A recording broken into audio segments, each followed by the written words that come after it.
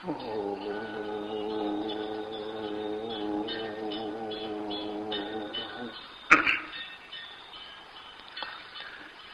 ब्रह्मादिभ्यो ब्रह्म विद्या संप्रदाय कर्तृभ्यो वंश ऋषिभ्यो महद्भ्यो नमो गुरुभ्यः। सर्वोपप्लवरहितः प्रज्ञानघनः प्रत्यगर्थो ब्रह्मैवाहमस्मि। नारायणं पद्मभवं वसिष्ठं शक्तिं च तत्पुत्र पराशरं च व्यासं शुकं गौडपदं महान्तं गोविंद योगीन्द्रं अथास्य शिष्यं श्री शंकराचार्यम् अथास्य पद्मपादं च हस्तामलकं च शिष्यं तंत्रोटकं भारतृगकारम् अन्यान् अस्मद्गुरून् सन्ततम् आनतोऽस्मि। श्रुतिस्मृतिपुराणानाम् आलयं करुणालयं नमामि भगवत्पादं शंकरं लोकशंकरम्। शंकरं शंकराचार्यं केशवं बादरायणं सूत्रभाष्यकृतौ वंदे भगवन्तौ पुनः पुनः। ईश्वरो गुरुरात्मेति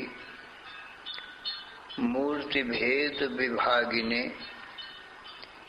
व्योमवद्व्याप्त देहाय दक्षिणामूर्ते नमः। अशुभानि निराचष्टे तनोते शुभ संततिं स्मृतिमात्रेण यत्पुंसां ब्रह्म तन्मंगलं परम्। अति कल्याण रूपत्वा नित्य कल्याण संश्रयात् स्मृतीनां वर्धत्वाच्य ब्रह्म तन्मंगलं विदुः। ओंकारश्चाथ शब्दस्य द्वैतौ ब्रह्मणः पुरा कंठं भित्त्वा विनिर्यातौ तस्मान् मांगलिकौ उभौ। ओम तत्सत्। परब्रह्मणे नमः।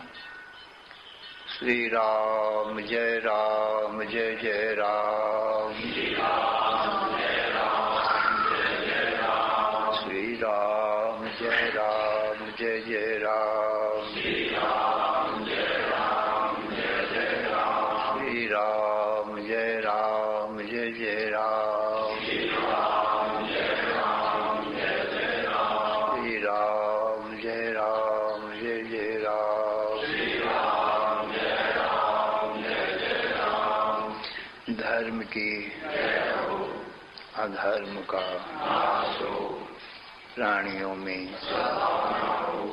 विश्व का हर हर महादेव।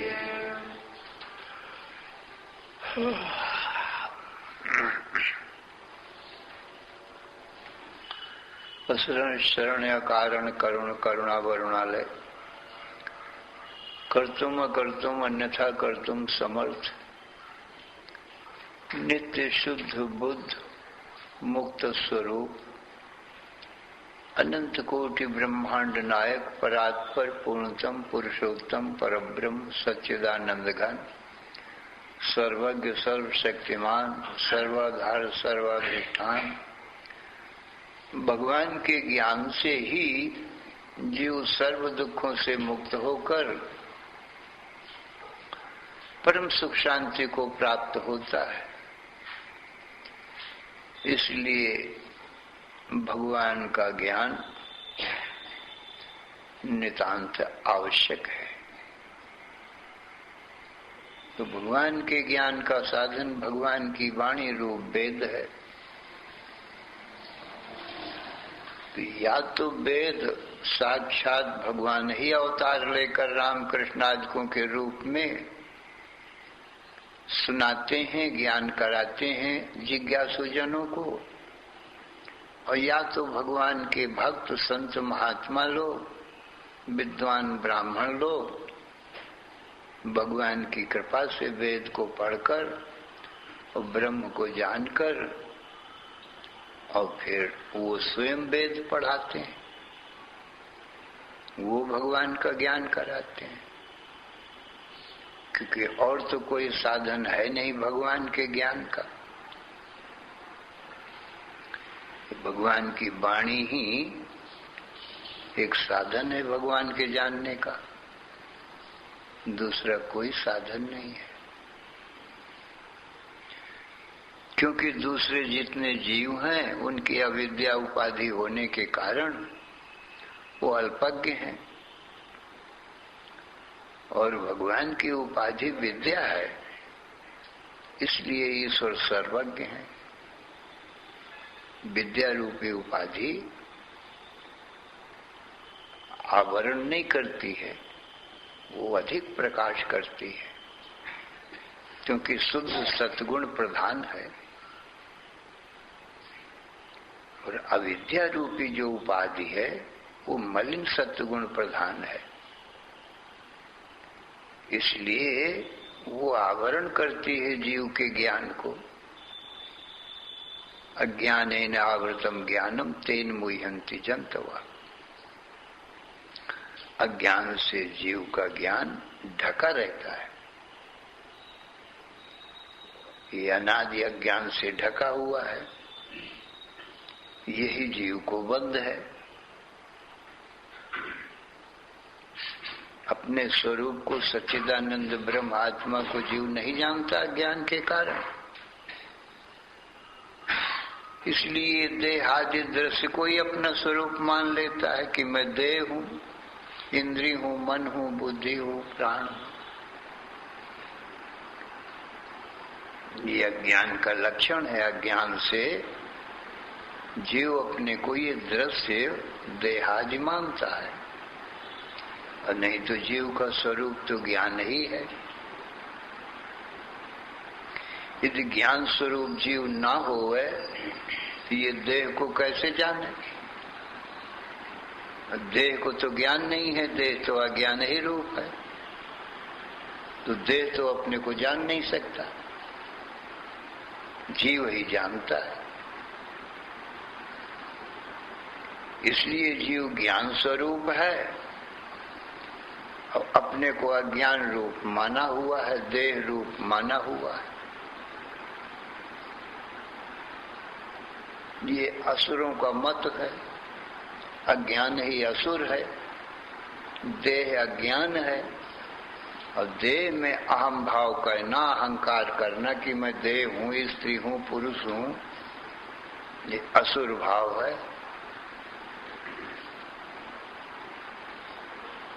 यही दुख का कारण है, क्योंकि देह अपने को मानेगा तो देह जन्मा है तो मरेगा भी,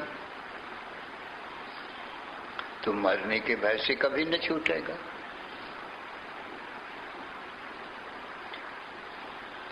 देह में ही स्त्री पुरुष पना है, और जो जीव है वो तो स्त्री पुरुष है नहीं।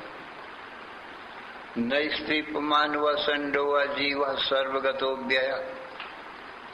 जीव तो स्त्री पुरुष या नपुंसक है नहीं, किंतु सभी स्त्री पुरुष नपुंसकों में व्यापक है और सबको देखता है, वो तो ज्ञान स्वरूप है।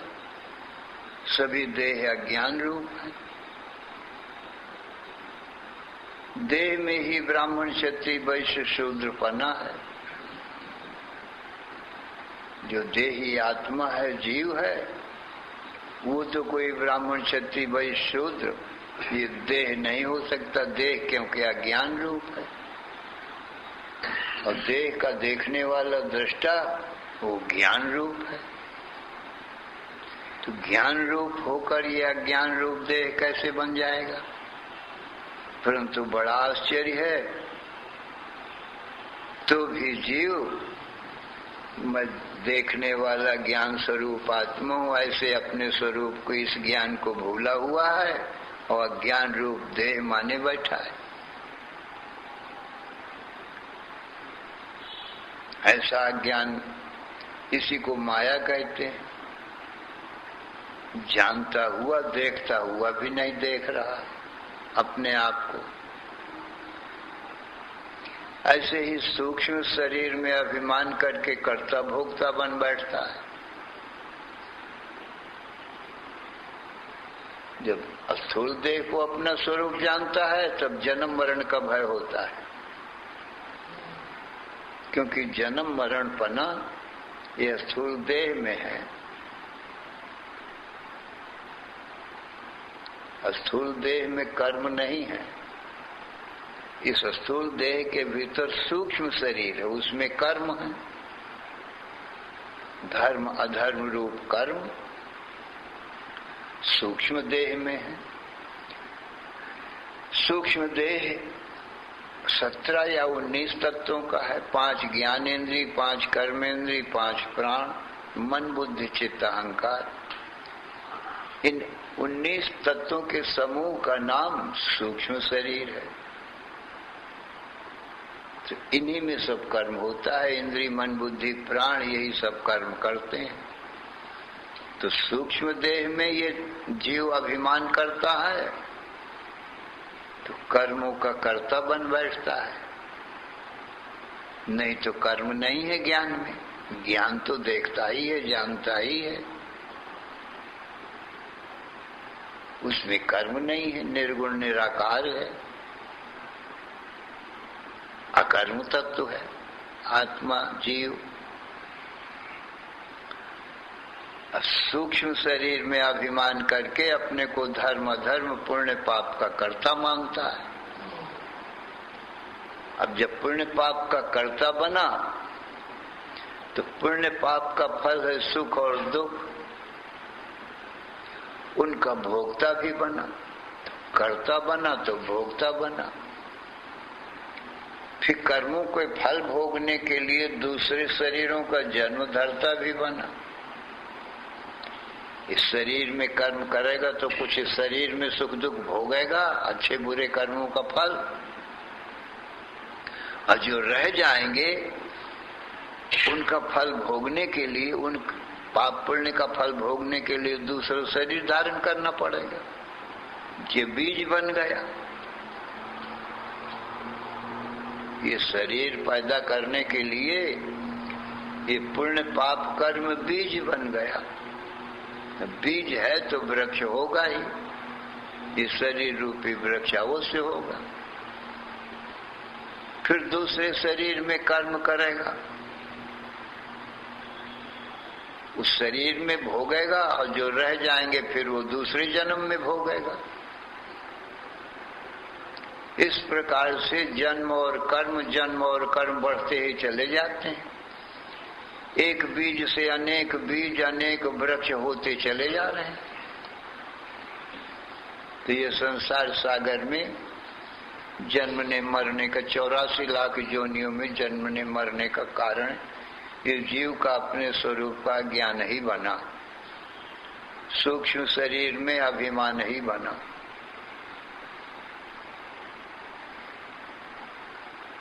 सूक्ष्म शरीर से न्यारा है जीव।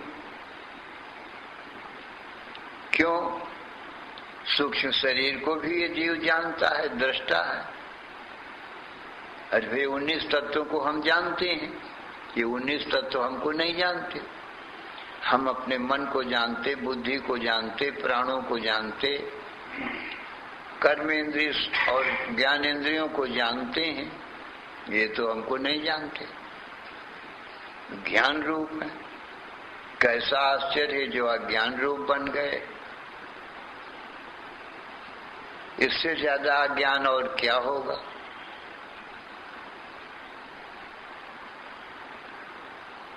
इस अज्ञान के कारण ही जीव को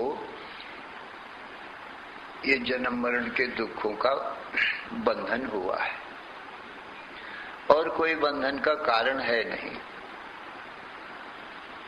सर्वज्ञ होने से भगवान अपने को देह नहीं मानते हैं, इसलिए जन्म मरण नहीं। इंद्रिय मन बुद्धि नहीं मानते हैं, इसलिए अपने को पुण्य पाप का कर्ता नहीं मानते। इसलिए भगवान नित्य मुक्त हैं। ईश्वर को कोई जन्म मरण का बंधन नहीं है।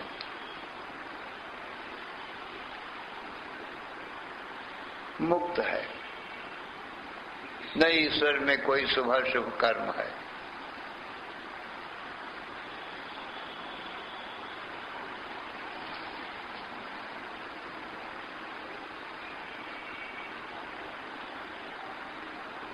तो जीव को अपने स्वरूप जानने के लिए अब ईश्वर की शरण लेना ही पड़ेगा,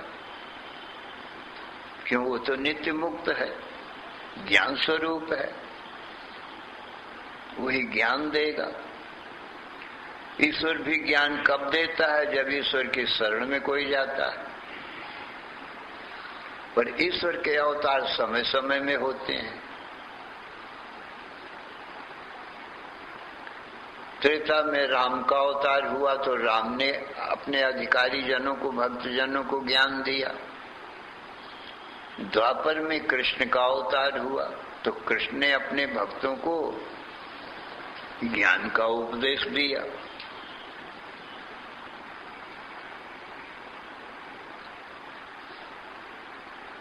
अब कलयुग में इस समय कोई अवतारी पुरुष है नहीं, तो कहते हैं अनेक युगों के जो अवतार होते हैं, उन अवतारों के जो भक्त हैं, संत महात्मा लोग हैं, और संत महात्माओं के रूप में भगवान हर समय अवतार लेते रहते हैं। ये संतों को भगवान का अवतार ही जानना चाहिए।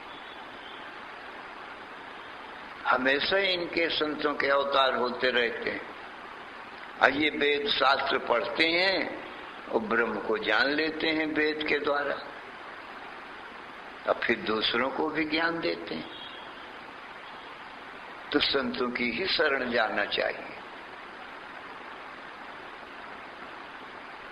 तो संत उपदेश दे देते हैं। तो संत भगवान को किस प्रकार से बताते हैं? एक तो ब्रह्म भगवान का स्वरूप लक्षण है, सत्यम ज्ञानम अनंतम ब्रह्म। ब्रह्म सतरूप, चिद रूप, आनंद रूप है। सतरूप है, उसका जन्म मरण नहीं होता है, इसलिए सदरूप है। और सर्वद्रष्टा साक्षी है, इसलिए चिद रूप है, ज्ञान रूप है। और अनंत सुख रूप है, इसलिए आनंद रूप है, मंगलमय है, कल्याणमय है। ये भगवान का स्वरूप है।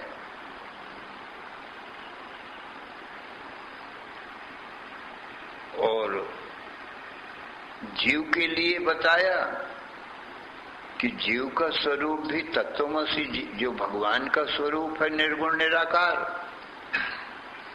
वही जीव का भी स्वरूप निर्गुण निराकार। वो भेद नहीं है कुछ भी, एक रूप है। ये भगवान का स्वरूप लक्षण है। इतने मात्र से ये जीव जान जावे कि मैं सच्चिदानंद घन ब्रह्म हूं, तो उसको अन्य उपदेश की और कोई जरूरत नहीं। जब इतने उपदेश से न जाने तो फिर ब्रह्म का दूसरा लक्षण करते हैं ब्रह्म को बताने के लिए। यतो इमानि भूतानि जायन्ते येन जातानि जीवन्ति यत् प्रयन्ते अभिसंविशन्ति तद् ब्रह्म। जिसकी इच्छा मात्र से ये संसार उत्पन्न होता है, क्योंकि ये वेद बताता है तदैच्छत व्यवस्याम प्रजाए। ईश्वर ने इच्छा किया बहुत हो जाऊं, बस इच्छा मात्र से बहुत बन गया। इस बहुत बनने को ही जगत कहते हैं। बहुत बन गया और फिर थोड़ी देर रहा, फिर फिर उसी ब्रह्म में लीन हो गया, उसी भगवान में, ईश्वर में फिर लीन हो गया। इसलिए इसका नाम जगत रखा है, गच्छति इति जगत। जिस दिन से पैदा हुआ ये जगत, इमने ये सब शरीर, दोनों शरीर, स्थूल शरीर और सूक्ष्म शरीर, देह, इंद्रिय, मन, बुद्धि, प्राण, उस दिन से चलते ही रहते हैं, एक मिनट भी रुकते नहीं हैं, चलते ही रहते हैं। जब वृद्धि होती है, बालक से युवा हुए, युवा से वृद्ध भय, वो चल ही रहे, चलते चलते चलते चलते, और फिर ये विनाश की तरफ भी चलने लगे। अब पहले बढ़ना भी चलना है, और फिर घटना भी चलना है, कहीं जाना भी चलना है, और फिर वहां से अपने घर लौटना भी चलना है। स्थिर न रहे। यात्री कहीं जाता है तो भी वहां चला गया जहां जाना है, और फिर लौटना भी अपने घर में। बैठने को कहाँ मिला, यात्री ही बन, ये चलता ही रहा जगत। चलते चलते जहां से उत्पन्न हुआ था वहीं लीन हो गया। इसलिए इसको जगत कहा, गच्छति, चलता ही रहता है। सकल में चलम सचराचरम जगदिदम सुतराम धन यौवनम। कहते हैं सारा संसार चल है, एक मिनट भी रुकता नहीं है। सब देह, इंद्रिय, मन, बुद्धि, प्राण सब चल रहे हैं। जैसे जल से तरंगें उत्पन्न होती हैं, उत्पन्न होते ही चलने लगती हैं, बढ़ रही हैं पहले, अब बढ़ते बढ़ते बढ़ते जल में फिर लीन हो गई, वे घट रही है, उसी जल में फिर लय हो गई, चली गई। चलते चलते चलते सब चले ही जा रहे हैं, फिर आ रहे हैं, फिर जा रहे हैं, फिर आ रहे हैं, फिर जा रहे हैं। रोज जागृत स्वप्न सुसुप्ति, जागृत स्वप्न सुसुप्ति, ये आते जाते रहते हैं। ऐसा जगत भगवान की इच्छा से उत्पन्न हुआ। भगवान अलग हैं, ईश्वर अलग हैं, उनकी इच्छा अलग और इच्छा से होने वाला जगत अलग, इच्छा मात्र है। जैसे हम और हमारी इच्छा, हम तो अलग हैं, हम इच्छा को जानते हैं, मन में जो इच्छा होगी हम जान जाएंगे फौरन।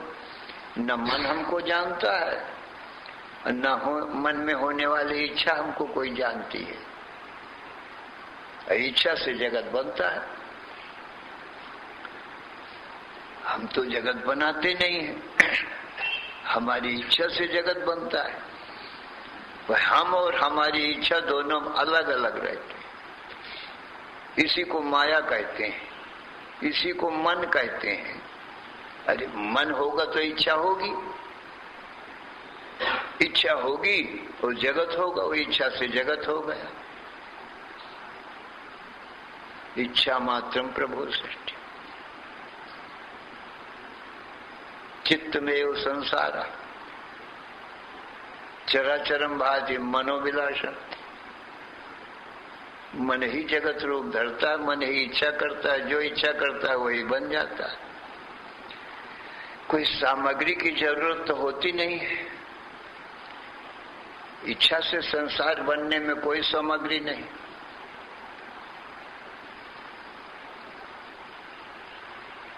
कर्म करके सामग्री लेकर तो ये संसार बनाना नहीं है। ये मनुष्य, पशु, पक्षी जो कोई हैं, इनको कोई सामग्री लेकर, औजार लेकर और कोई मटेरियल लेकर तो गढ़ के बनाना नहीं पड़ता है, और न बन सकते ही हैं। ऐसे शरीर भिन्न भिन्न, न्यारे न्यारे, जितने संसार में मनुष्य होंगे, स्त्री पुरुष होंगे, सबके आकार न्यारे न्यारे, एक रूप के मिलेंगे नहीं कोई। और सामग्री से ये बनाए नहीं जा सकते कि गढ़ के बनाए, जैसे माटी की पत्थर की मूर्ति कोई गढ़ के बनावे, ऐसे तो ये बनाएगा ही नहीं। तो जानना चाहिए जरूर इच्छा मात्र से ही बने। और हम तुम देखने वाले दृष्टा साक्षी आत्मा ब्रह्म ही हैं। हम देखते हैं सुसुप्ति में मन नहीं रहता, कोई इच्छा नहीं रहती, तो संसार भी नहीं रहता। न जागृत का न स्वप्न का कोई संसार नहीं रहता। और जब मन सोकर उठता है तो पहले स्वप्न देखता है, तो स्वप्ने में मन ही इच्छा करके स्वप्न संसार बन गया। और देखने वाले हम अलग रहते हैं। और मन ही ये जागृत का स्थूल संसार बन गया है। और हम देखने वाले मन के अलग ही रहे। मन को, मन की इच्छा को और मन से बने हुए संसार को, सबको देखते हैं, अलग रहते हैं, मिलते ही नहीं। इसीलिए संसार इच्छा मात्र से ही है, कोई सामग्री से नहीं। बिन सामग्री उपजत याते जग प्रपंच में मिथ्याता से। कहा यह संसार बिना सामग्री के इच्छा मात्र से पैदा हो जाता है, इसी वास्ते मिथ्या है। इंद्रजालवत, इंद्रजाली पुरुष जो खेल दिखाते हैं, जादूगर लोग, वो बिना सामग्री के सब चीज बना के दिखा देते हैं। उनको कोई सामग्री नहीं लेना पड़ता है। किसी को कोई मिठाई खाना हो तो खाली डब्बा दिखाएंगे, और जो मिठाई कोई खाने का, पेड़ा, बर्फी, गुलाब जामुन, जलेबी, तुरंत ताजी ताजी मिठाई वो खाली डब्बे में मंगा देंगे, दिखा देंगे, ये देख लो। कोई सामग्री नहीं लिया। कोई आम, अमरूद, अनार, अंगूर खाना चाहे तो अभी के अभी वो गुठली बो देंगे और खेल दिखाने लगेंगे। थोड़ी देर में आम का वृक्ष तैयार हो गया। देखो जादू का तमाशा। और फूल फल भी आ गए, पक भी गए, लाल पीले हरे, कोई कच्चे हरे हैं, कोई लाल पीले पक रहे हैं, पके पके फल दिखा दिया सामग्री बिना। ये क्या है? संकल्प करते हैं, इच्छा करते हैं, वैसे ही बन के तैयार। जादू है ये। परंतु उनसे वो फल फूल और मिठाई सब मिथ्या है, झूठी है, बिना सामग्री की। उससे भूख प्यास नहीं मिटती है।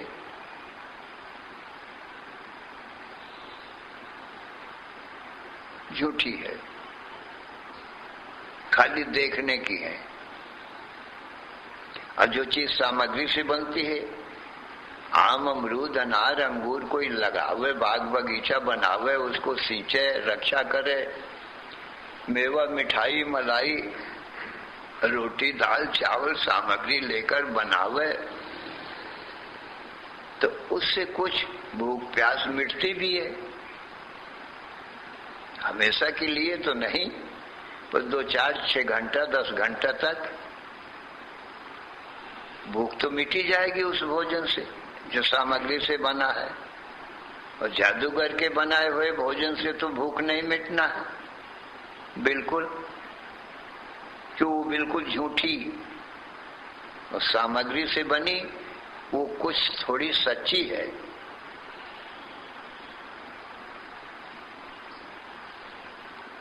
तो ये बिना सामग्री के संसार बना है, इच्छा मात्र से, इसलिए बिल्कुल झूठी है। किसी की भूख प्यास मिटती नहीं है, सब भूखे ही प्यासे ही बने रहते हैं, दुखी ही बने रहते हैं। अब तक अनंत जन्म बीत गए, सुख की प्यास किसी की बुझी नहीं, सुख मिला ही नहीं। जो संसार में सुख नहीं है, दुख पर दुख आते हैं, सुख नहीं मिलता है। तो इच्छा मात्रम प्रभु सृष्टि, उसकी इच्छा मात्र से सृष्टि हो जाती है। जो इच्छा मात्र से होती है वो झूठी होती है। हमारा तुम्हारा स्वरूप तो ब्रह्म रूप दृष्टा बताया भगवान ने। हमारा तुम्हारा जन्म नहीं होता है, आत्मा अजन्मा है, न जायते म्रियते वा कदाचिन।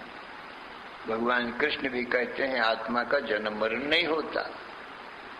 आत्मा में जो निद्रा से मन पैदा हुआ, वो मन में इच्छा हुई, उससे होता है। और हम निद्रा को भी देखते हैं, निद्रा से मन पैदा हुआ तो मन को भी देखते हैं, मन से इच्छा हुई, स्वप्न का और जागृत का संसार बना, उसको भी देखते हैं, अलग रहते हैं। तो हमारा जन्म मरण कहाँ हुआ? इस जगत का जन्म मरण तो मन की इच्छा से, इच्छा मात्र से, जादूगर का खेल है। ये रोज होता है, जागृत स्वप्न संसार रोज बनता है। मन होता है तब बनता है, अब मन सो जाता है निद्रा में तो मिट जाता है।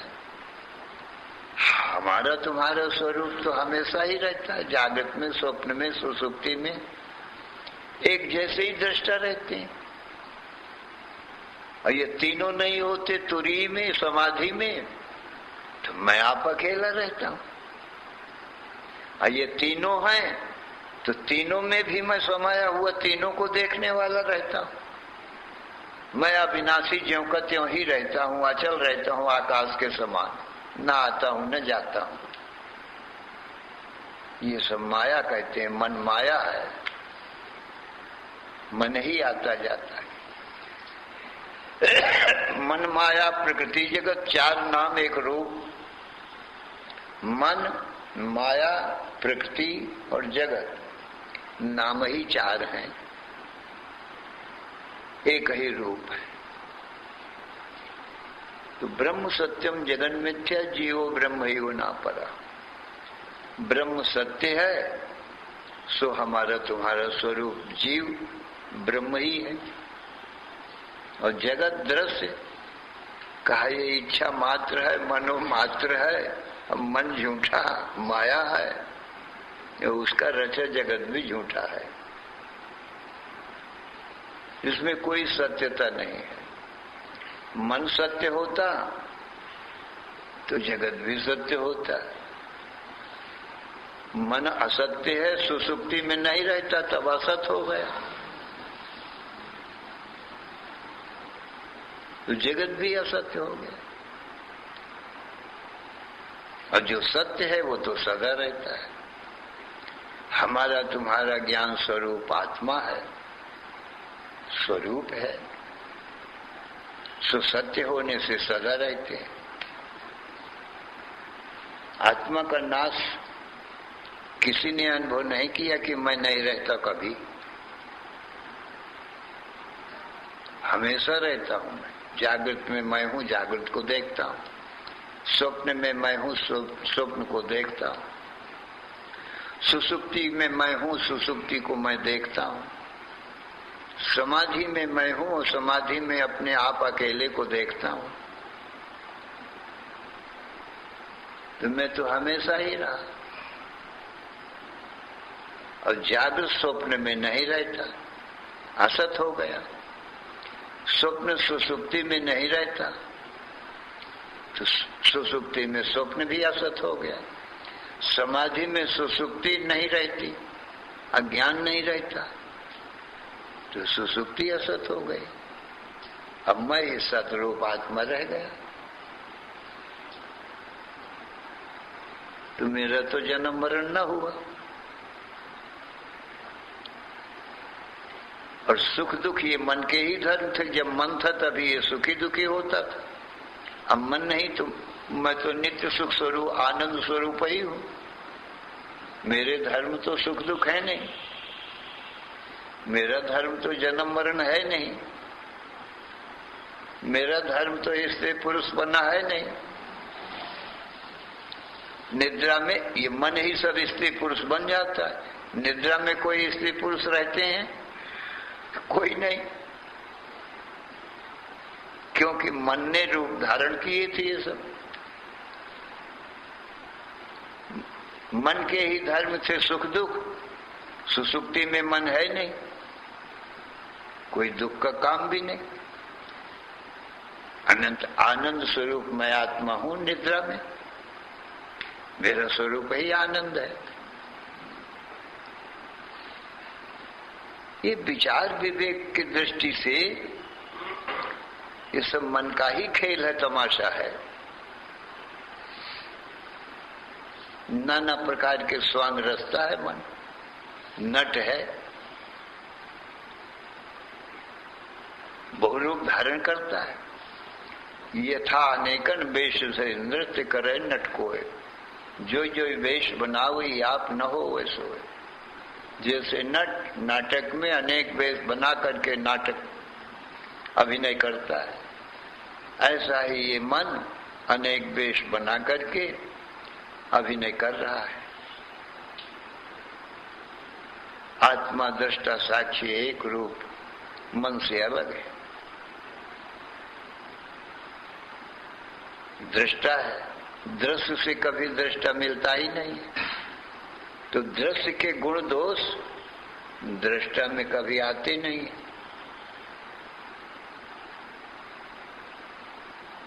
असंगो ही अयम पुरुष, ये चेतन पुरुष सदा दृश्य से असंग है।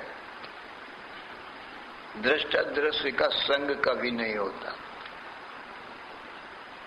भ्रम करके या ज्ञान करके संग किया था, ये भ्रांति थी, तो ज्ञान से केवल इस भ्रांति की निवृत्ति हो गई। गुरुजनों ने असंग को असंग बता दिया कि भाई तुम चेतन आत्मा का इस जड़ संसार से मन से कोई संग नहीं होता।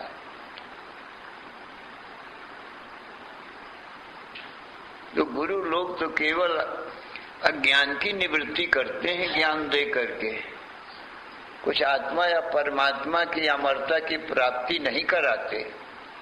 आत्मा तो स्वयं ही परमात्मा रूप है, अमृत रूप है, सुख रूप है, ज्ञान रूप ही है।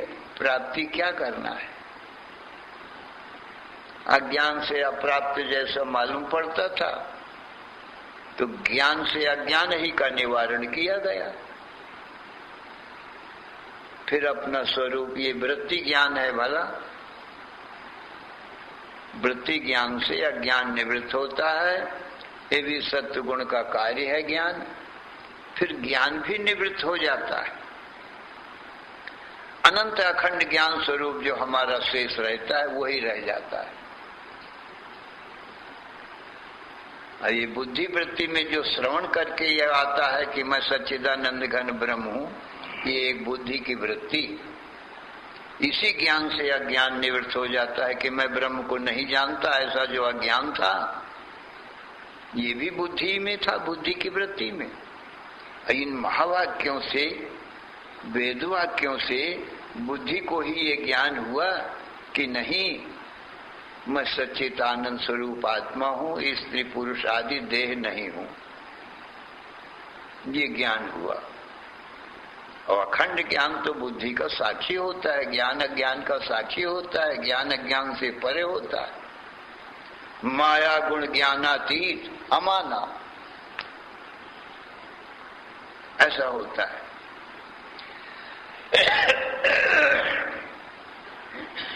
स्वयं प्रकाश होता है। इसलिए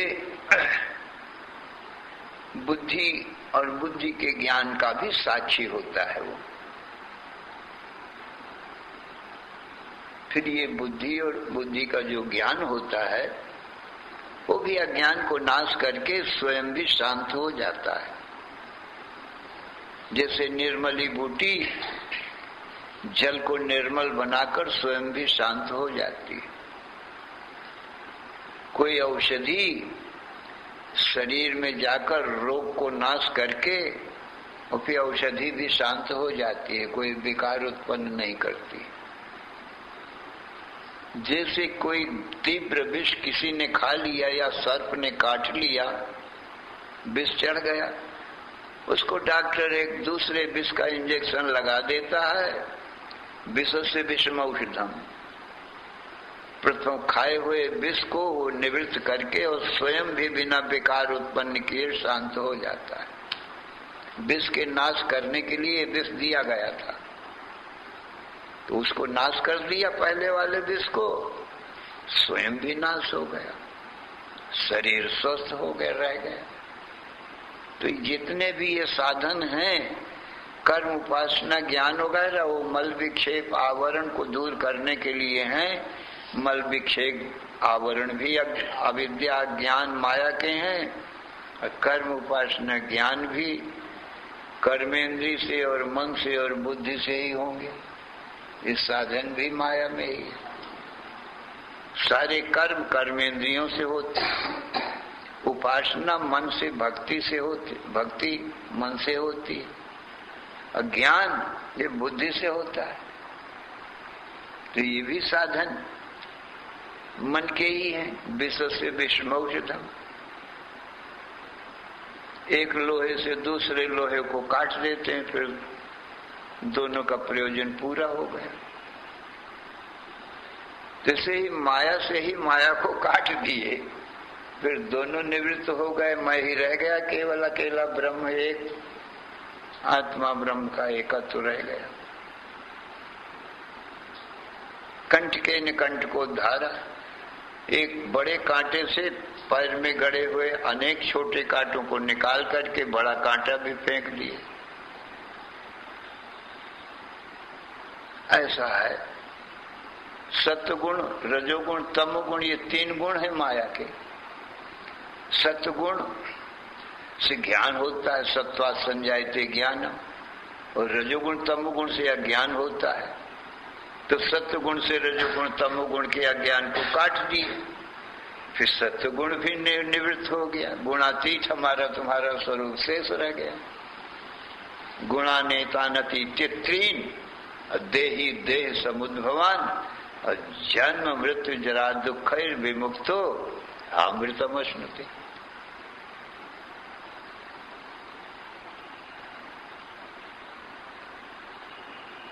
तो ये सब दोष और दोष निवृत्ति के साधन ये सब माया में ही हैं। माया से माया को निवृत्त कर दिए, फिर मैं आप अकेला रह गया।